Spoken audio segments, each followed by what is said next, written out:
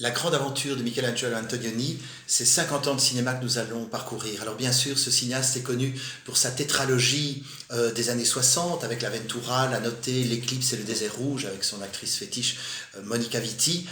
Mais avant, il a fait bien d'autres choses et cette œuvre-là a été méconnue. C'est pour ça que je retracerai tout son parcours. C'est vrai que cette tétralogie est importante parce qu'elle est située pendant le miracle économique italien et ce miracle n'empêche pas ces personnages de se poser beaucoup de questions existentielles. On a beaucoup parlé d'incommunicabilité à son sujet. Il y a aussi la fragilité du sentiment amoureux.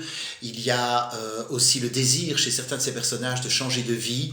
Et tout ça dans ce contexte social très particulier de l'après-guerre en Italie. Mais je remonterai plus loin dans le temps parce qu'Antonioni a commencé comme critique de cinéma pendant l'époque fasciste. Il a également croisé comme scénariste des gens comme Rossellini, Visconti, De Santis et même Federico Fellini. C'est lui qui devait réaliser Le Chèque blanc et c'est finalement Fellini qui l'a fait. C'est un courant majeur de l'histoire du cinéma, ce groupe de cinéastes italiens, et Antonioni en fait partie bien sûr. Son œuvre se distingue aussi par une modernité. Umberto Eco parlait à propos de ses films d'œuvre ouverte, c'est-à-dire une œuvre où le spectateur doit interpréter lui-même certains événements qui ne sont pas soulignés au crayon rouge par le réalisateur. Antonioni est un grand pionnier dans l'art de décadrer les personnages. Il a révolutionné l'art du montage. Il a également fait beaucoup d'expérimentations à propos de la couleur. Alors voilà, c'est tout ça que nous allons parcourir. Alors, au-delà d'Italie, il a bien sûr beaucoup voyagé et il a passé 15 ans à tourner hors d'Italie. Il a connu le Swinging London avec Blow Up, avec David Hemmings. Il a connu la contre-culture américaine avec Zabriskie Point.